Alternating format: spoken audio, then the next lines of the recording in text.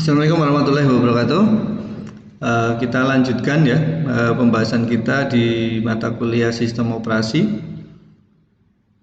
Di pembahasan kali ini kita akan membahas tentang trade. Nah, kalau pertemuan sebelumnya membahas tentang proses, nah kita akan kali ini topik bahasanya membahas tentang trade yang masih ada hubungannya dengan proses, gitu ya.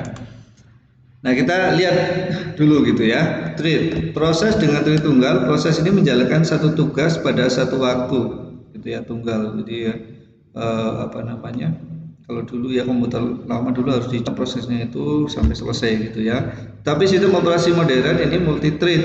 Proses menjalankan banyak tugas pada suatu waktu. Tugas ya atau thread. Di dalam proses ada tugas, nanti kita lihat. Secara bersamaan mengetik dan menjalankan pemeriksaan ejaan. Itu kan misalnya tadi Microsoft Word nih dibuka, ngetik sambil ngecek ejaannya gitu kan. Nah, kita lanjutkan. Multithread pada satu prosesor dijalankan bergantian dengan waktu yang sangat cepat sehingga tampak bersamaan. Multithread pada multiprosesor benar-benar dijalankan secara bersamaan daripada multiprosesor. Kita lihat nih, ada di Intel itu ada teknologi hybrid threading, teknologi simultan multithreading oleh Intel. Menjalankan banyak thread secara bersama-sama. Pada tiap inti prosesor, sistem operasi mengalamatkan dua virtual prosesor. Gitu ya. Jadi kita lihat gitu ya, bahwasanya misalnya kita lihat prosesor yang saya gunakan, misalnya yang saya gunakan ini ya, CPU. Nah, ini ada Intel Core i5 gitu ya. Kalau Anda lihat instruksinya, dia sudah support hyper threading. Kalau Anda lihat ini i5 gitu ya, i5. Jadi ini secara fisik memang satu prosesor, tapi di dalamnya core-nya ada 5. Jadi 4 yang memang masing-masing core itu menjalankan 2 ya. Di 5 sama fisik yang satunya. Jadi kalau kita lihat di mana ya, di sini ya, misalnya di hardware ini ya, ini CPU-nya ini tadi ya, ada 1 2 3 4 5 6 7 8 gitu ya, karena ada 4 inti 5 dengan yang saat fisiknya itu. Jadi masing-masing inti itu mengerjakan 2 atau satu inti itu ada 2 virtual prosesor gitu ya. Jadi ini contohnya mengapa di saya kelihatannya 7 gitu ya. Core-nya ada 1 2 3 4 ini ya. Jadi ada core-nya 0 1 2 3. Jadi ada 4 core tadi yang saya lihat. Maaf tadi saya bilang ada 4 core. Kok i5 sama satunya ya, jadi 5. Jadi 4 core ini masing-masing core menjalankan 2 virtual prosesor. Jadinya makanya tampaknya 8 kayak gitu ya. Kalau di Windows bisa dilihat di CPU ini ya, di Open Resource di CPU nanti juga akan kelihatan berapa prosesornya.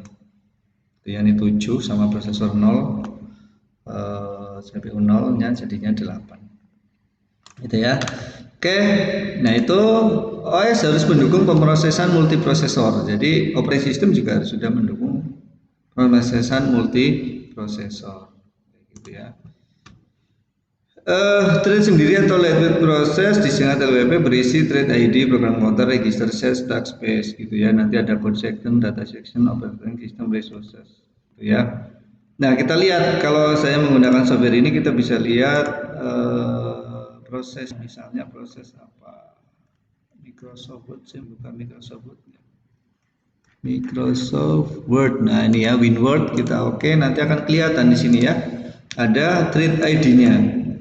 Jadi Microsoft Word ini menjalankan thread-nya ini, ya, user request dan lain sebagainya. Dengan tadi ada penjelasan bahwasanya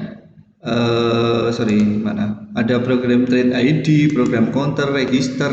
Nah, ini ya, ini kapan ininya gitu ya, program counternya ini. Kalau kita lihat di sini pun akan ada datanya yang dipanggil, alamatnya di mana, yang dijalankan apa, ya gitu ya, instruksi yang dijalankan.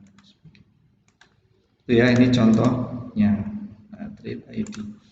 trade ID ininya sama sumber daya yang digunakan ya, filenya apa kayak gitu untuk Word ini yang sedang berjalan. Nah ini ya, seperti itu. Oke, lanjut. Oke, jadi perbedaannya apa kalau gitu dan proses? Trade adalah bagian dari satu proses. Tiap proses mempunyai informasi status dan sumber daya sendiri.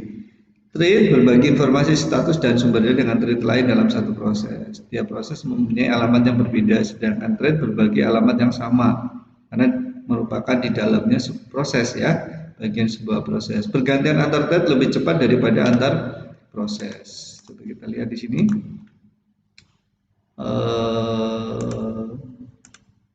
Prosesnya sudah kelihatan nggak di sini ya, trade-nya ini kan bicaranya proses nih ya, kalau di sini proses. Oke,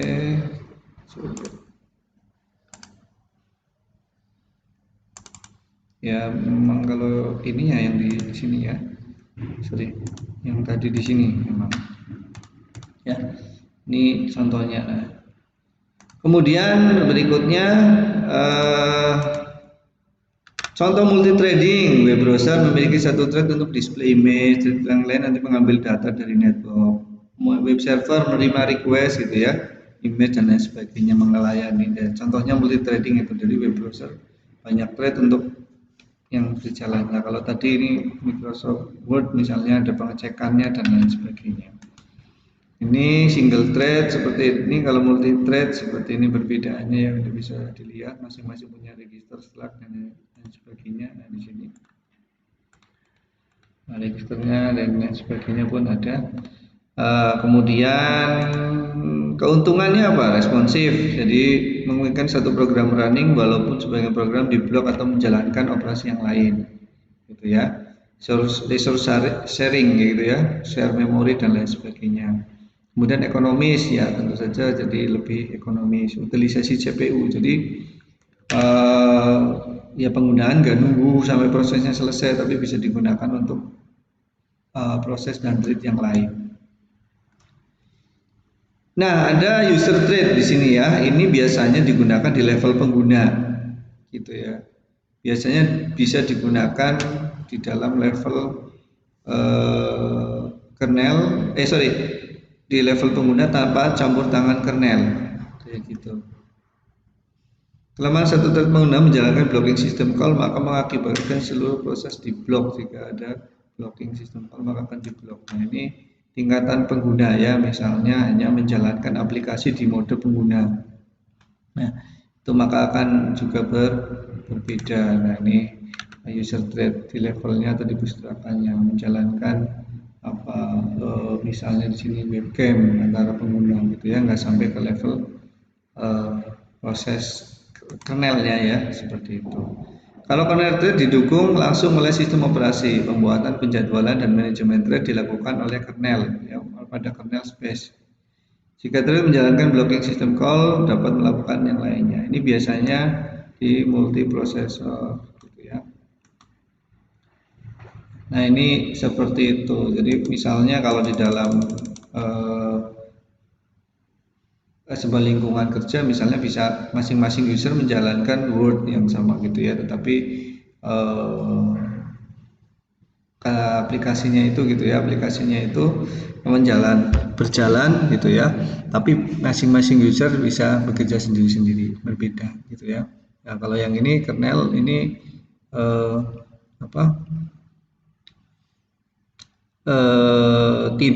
didukung langsung oleh sistem operasi. Biasanya kaitan misalnya dengan menjalankan device driver ya, hardware gitu ya. Nah ini seperti itu.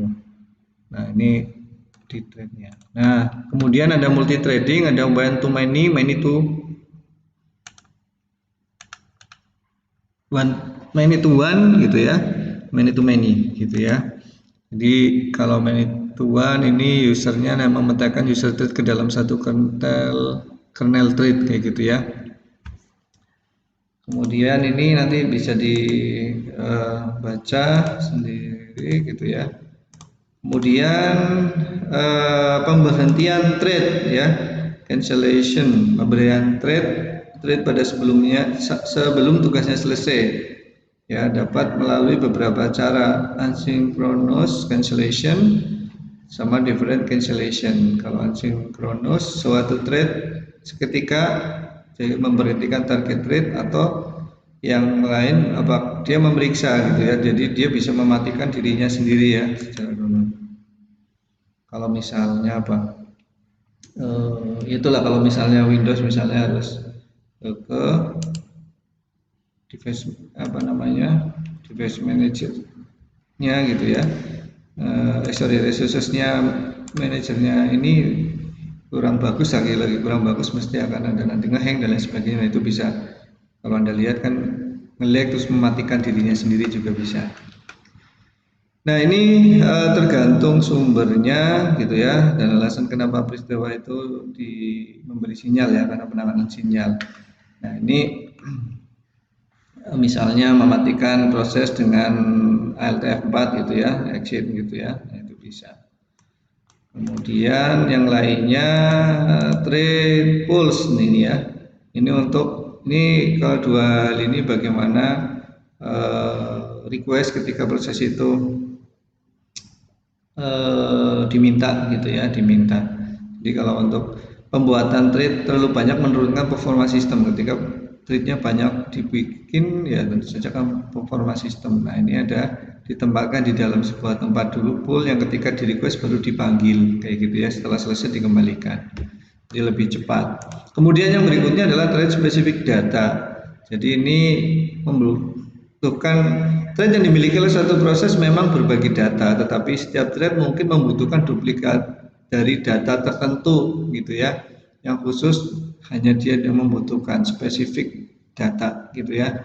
Nah, ini ada yang thread membutuhkan datanya yang spesifik semacam itu. Mungkin seperti itu gitu ya, nanti dilanjutkan di pertemuan berikutnya. Untuk pertemuan kali ini saya akhiri, sekian, wassalamualaikum warahmatullahi wabarakatuh.